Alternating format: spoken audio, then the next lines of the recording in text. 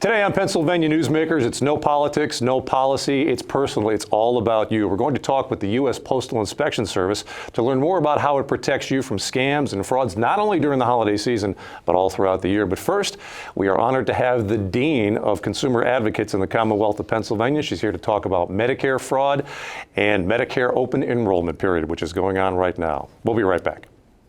Welcome to the fast-paced and unrehearsed weekly discussion featuring the leaders who help shape your world. Join us as we address the issues that impact you each and every day. This is Pennsylvania Newsmakers. And now, here's your host, Terry Madonna. And welcome back, everyone. I'm obviously not Terry Madonna. I'm Brian Roche of WGAL TV, sitting in this week for my good friend Terry, who's enjoying some time off. Today we're going to talk about Medicare, Medicare fraud, Medicare scams, and I am pleased and honored to have with me today Mary Bach, the Consumer Advocate and Chair of the AARP Pennsylvania Consumer Issues Task Force. Mary travels throughout the Commonwealth talking about scams and fraud. And right now, though, let's focus in on Medicare, Mary, because it's open enrollment period. 62 million people can be Medicare beneficiaries, and scammers, as you and I know, take advantage of the news cycle. So what's happening right now with the scammers in Medicare? Well, first, Brian, thank you so much for having me today. And the scammers, as you said, follow the headlines. They know exactly that we are in open enrollment during this period, and all of the Medicare recipients are receiving information about Medicare, and so the scammers start calling. And one of the biggest scams is the offer of durable medical equipment. They will offer you a back brace or a knee brace, and all they want is your Medicare number. It's like gold, and it has become even more valuable because we no longer have our Medicare number associated with our Social Security number. Right. We all have what I call gobbledygook numbers that really don't mean much, except it's your Medicare number. And so if a scammer can get a hold of that number, then he's off to the races, and there's no telling what kind of damage he can do in terms of your identity. But we don't want people to fall for these durable medical equipment scams simply because if you give out your Medicare number, you probably are not going to get the kind of knee brace or back brace or whatever the equipment is that you think you're ordering. Let's drill down on that. Durable goods, your durable medical equipment. You're talking about knee braces, back braces, and do they send these to the consumer, or do they buy additional ones with the person's Medicare number? They actually send them to the consumer, but they may be a really inferior product, or maybe you just won't get anything at all. And so it could be a wide variety of situations that might actually occur. And they also may offer you some type of lift chair that goes up your stairwell in your home. And those, as well as the various braces, they then bill to Medicare for literally thousands and thousands of dollars. And so it's just outright Medicare fraud. They can also bill home health care agencies, correct? That is absolutely correct. In fact, there are unscrupulous people that claim they are going to be your senior in-home aide, and they will then take advantage of you. And if they have access to your home, if you finally let somebody like that in your home, and again, they are not legitimate. We are talking about the ones that are strictly scammers, not the worthwhile agencies that some people really do hire. You can also see, we've also seen, you and I have both seen, and law enforcement officials have seen doctors and clinics also using that Medicare number to commit fraud, correct? They do. They write prescriptions for drugs that you do not need, or they may just write prescriptions or claim they have and bill Medicare even though no one is the recipient of the pills that were on that prescription. So how do I keep track of this? Do I have to constantly watch my monthly statement? How do I stop it? How do I keep track of it? Absolutely, you do.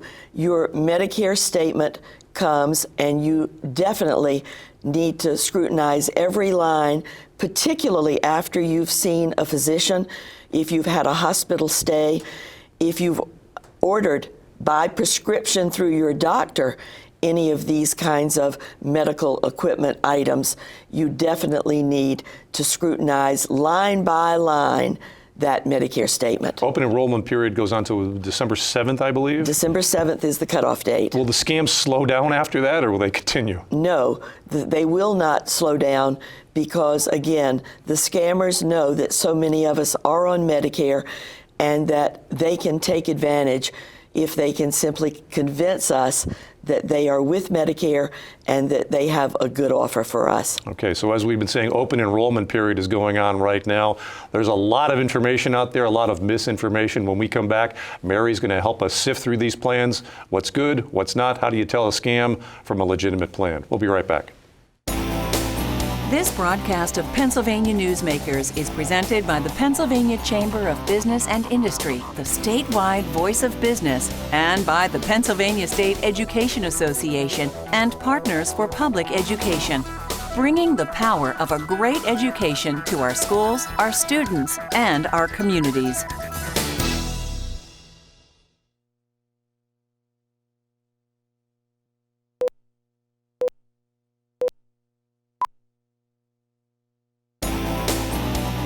This broadcast of Pennsylvania Newsmakers is brought to you by the Pennsylvania Highway Information Association, the go-to source to learn about transportation projects and issues. Please visit pahighwayinfo.org. And by the Pennsylvania Manufacturers Association. Business in Pennsylvania is our business. And welcome back to Pennsylvania Newsmakers. I'm Brian Roche, sitting in this week for Dr. Terry Madonna. Our guest today is Mary Bach, the chair of the AARP Pennsylvania Consumer Issues Task Force. We're talking about Medicare, Medicaid. Open enrollment period is going on until December the 7th. And you're a consumer advocate, I'm a consumer advocate. We are getting tons and tons of questions these days about these commercials that are bombarding us on TV about Medicare and Medicaid. Mary, how do I sift through all this stuff? Well, there is sometimes almost too much information, Brian, but the most important information comes in this book that every Medicare and Medicaid recipient receives from the federal government called Medicare and You, and it has the answers to every possible question that you might want to ask. Now, it takes time, and you really do have to do your homework, but we are literally being bombarded in the mail, in... You received all this? The inserts, yes, these are all things that have come to my home where people who offer the various Medicare supplementary type products are trying to get our business. And that's particularly true of so many of the ads that we are just seeing nonstop on all of the television stations. And I say some of those are actually red flag moments in our lives, because you have to be really cautious about listening to some athlete or some celebrity from Hollywood that's making a pitch for a particular company. Those are all paid endorsements. In fact, in the fine print on the TV screen, it actually says that. And you know that they are trying to sell a particular product for a company that's going to get a commission if you choose their product. And speaking of choosing, I want to go back to something you said. I think it's important for us to emphasize this. This is not a quick and easy process. I have people who have called me in my position and say, Brian, which one do I choose? I don't know which one's best for you. You've got to do your homework, and it takes not a few minutes and not a few hours. It takes days, doesn't it? Well, it just depends on whether you have a good plan right now that suits your purposes, or whether you really are thinking that you need to look around because maybe your medical condition has changed in the past months and you are not getting all of the services or the necessities that you think you need and maybe even deserve through Medicare. So it depends on individual circumstances. And again, I'm fascinated by all that mailing that you got there. I'm a few years away from that. It can be overwhelming for people to get this, can't it? It absolutely can, but people need to know their own needs, and then they need to talk to others about it. For example, if you do go through an insurance agent or one of these companies advertising on TV, let them make recommendations for you, but then don't allow them to sign you up for it until you have actually scrutinized the plans they're recommending and compare it to what you already have. You need to do your own due diligence. You're saying don't let people sign you up. The older generation is so polite, my father among them, and quite often people will give their personal information just out of politeness, but big no-no. That is, as you say, a big red flag. That's right. Don't do that, because once you do that, can't they sign you up? Once you give a social security number? Absolutely, and they can sign you up immediately. And again, it may not be the best plan for you. They might not have your best interest at heart, because they're going to make a commission on whatever sale they make. So you can call one of these companies inundating you with all of this information independently. Ask if they are having a local meeting or opportunity to discuss openly what they can offer you. They may even offer you refreshments or a free meal with that kind of opportunity. And you can ask questions, ask questions, ask questions. And the more you look into it, the better off you're going to be in the long run. Mary, I have less than 1 minute, but I know you talk about many, many more frauds than this. AARP has a website, is that correct? It is. Tell me about that. AARP.org/FraudWatch. And we've got lots of tools and tips about the latest frauds and scams. You can also get biweekly alerts by texting the letters FWN to 50757 on your smartphone, and you'll get the latest news about what kind of scams are out there. And I'll give your website a little bit of a plug, because I often go to it myself. If I don't know about a particular fraud or scam, I go to this AARP website and I find out the information. Mary, it's been a thrill having you here. Thank you so much for the information. I'm sure our viewers out there thank you as well. Thank you. All right, coming up next, we're going to talk about the Postal Inspection Service, a little known agency that helps you stay safe from scams through the U.S. mail. Stay with us. This broadcast of Pennsylvania Newsmakers is brought to you by Cross-State Credit Union Association. Credit unions, where people are worth more than money. To find a credit union that is right for you, go to ibelong.org. And by the Energy Association of Pennsylvania, Pennsylvania's energy information source.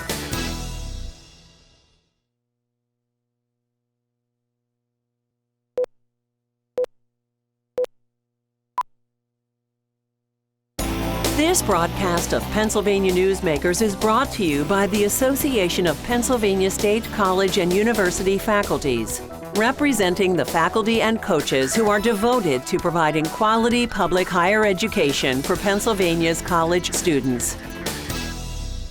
And once again, welcome back to Pennsylvania Newsmakers. I'm Brian Roche, sitting in this week for Dr. Terry Madonna. It's the holiday season, a lot of packages, a lot of shipping going on right now, a lot of cards in the mail. But did you know that mail fraud, if scammers want to attack you through the mail, is a very, very serious offense? To talk to us now about that is Christiana Kasian, United States Postal Inspector. Thank you very much for joining us. I want to begin with this. I talk to a lot of consumers all the time who are scams are attempted on them through the mail. And I say, well, let's report this to the U.S. Postal Inspection Service. Most of the time, the reaction is, who's that? I'd never heard of them before. Do you guys get that reaction? We do get that reaction, yes. And we used to be known as the silent service back in the day. So we do know that that's what consumers and victims often ask a question about who we are and what we do. How long has the USPIS been around? Oh, we are one of the oldest federal law enforcement agencies. We were started by Ben Franklin back in 1775, I believe. And what exactly do you do? What exactly does the USPIS do? Sure. So United States Postal Inspectors are federal law enforcement agents. We investigate dangerous and criminal misuse of the mail. So that could include the mail frauds. We investigate any kind of mail theft or any kind of prohibited mailings, such as drugs through the mail or child exploitation materials. We also investigate identity theft, robberies, burglaries, really any kind of violent crime against the USPS employees, or any kind of vandalism or destruction against our facilities. And mail fraud, let's talk about this. Let's drive this point home. Mail fraud is not a slap on the wrist, is it? No, it's not. Talk about that. What are the penalties for mail fraud? Sure. Well, every case is different, all of the different circumstances and the number of loss and the number of victims in a case.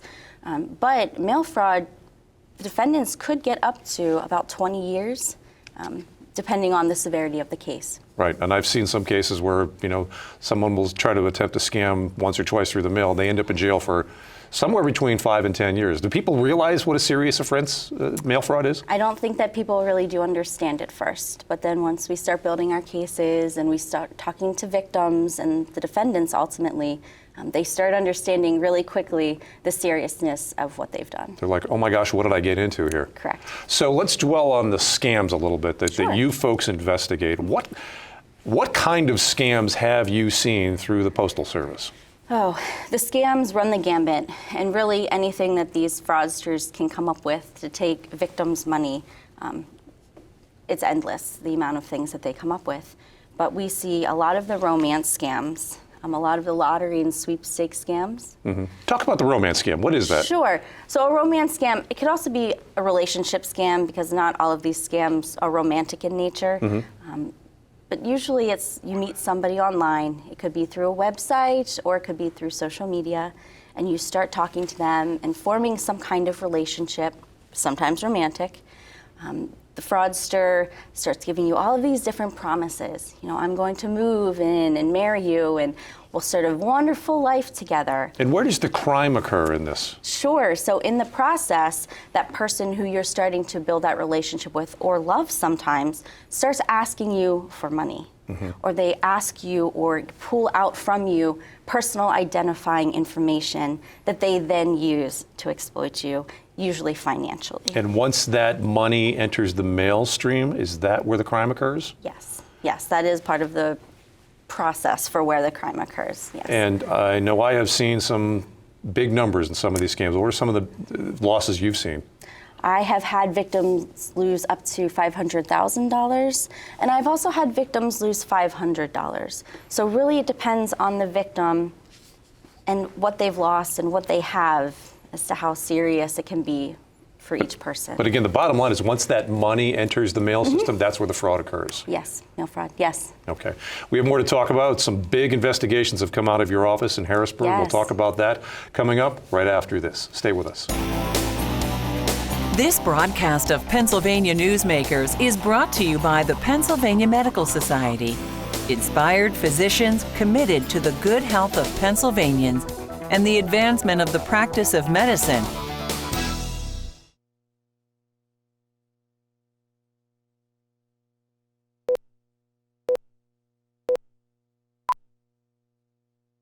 And welcome back to Pennsylvania Newsmakers. I'm Brian Roche, again sitting in for Terry Madonna. Our guest right now is Christiana Kasian, the United States Postal Inspector, and we're talking about fraud through the mail. One thing I really want to ask you about and let our audience know, your office has been involved in some huge investigations. There was a wire fraud investigation a few years ago. Tell us about that. Yes. So in speaking with the different victims that we came across and reports into our office, we were noticing that victims were sending wire transfers through Western Union and through MoneyGram. Mm-hmm. And our office decided to investigate further.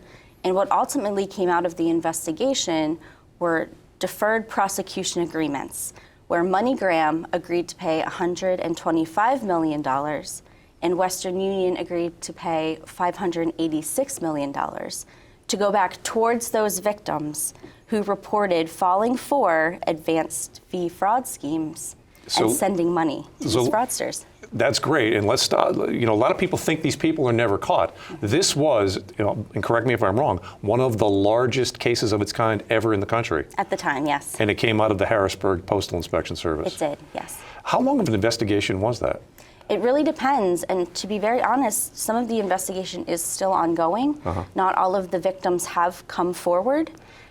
So if someone thinks that they might have fallen victim to that, they should reach out to the Postal Inspection Service. But Christiane, a lot of times victims won't reach out. Why won't they reach out to either their relatives or to USPIS?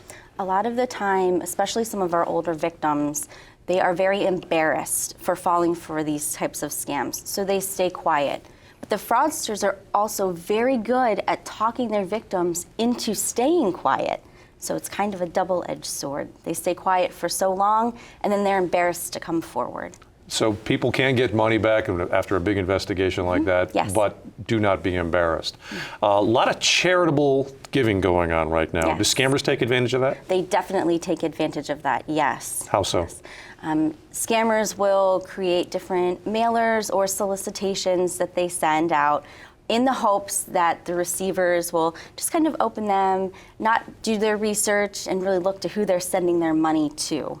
And also, it's a time of the year where people find it hard to say no. So if they do get some kind of call asking them for money, these victims might give out more information or promise money that they shouldn't have. Yeah, victims tend to get they're a little too polite. They are. As far as I'm concerned, and they should be a little more diligent keeping their information to themselves. Guarded, yes. What are some red flags to watch out for that the USPIS will tell people that, you're probably getting ripped off here, that most people don't realize that it's a red flag? One of the biggest red flags is strangers asking you for money, or people that you've just met asking you for money, whether it be through a phone call or over the internet or through a mailed solicitation. Another big red flag is these people asking you to send wire transfers if you've never sent them before, going out to purchase gift cards. Fraudsters have been asking people to do that. Mailing money to someone that you don't know. All big red flags to look out for. You just mentioned gift cards. Since you mentioned it, let's talk about that. What do scammers try to get? And this is avoiding the mail. They use these gift cards to avoid the mail. How does that work? So the scammer will ask a victim to go out and purchase a large amount of gift cards. It could be a smaller amount, but usually it's a larger amount of gift cards. And the fraudsters ask that victim to scratch off, to reveal a number on the back of that card. And the victim will provide that number to the fraudster over the phone, thinking that it's safe, that the money on the card is safe because they have physical control over the card. That's not the case. Once a victim gives away that code on the back of the card, the money is gone. But that scammer is also trying to avoid committing mail fraud by having them send it through the Postal Service. Correct. Any other final tips for people before we finish up here? My biggest tip is if you think you're a victim of any kind of fraud or scam, report it. Report it early, report it often. But people, again, we're back to where we started. They don't know the USPIS exists. How do I get in touch with you? Sure. It can be as easy as walking into your local post office and saying you need to speak to a postal inspector. But we do have a 24/7 number. It's 877-876-2455. Okay. Or you can visit us online at uspis.gov. Christiana Kasian, thank you very much for enlightening us on mail fraud. And thank you for joining us this week on Pennsylvania Newsmakers. I'm Brian Roche, sitting in for Terry Madonna. We'll see you next time. So long.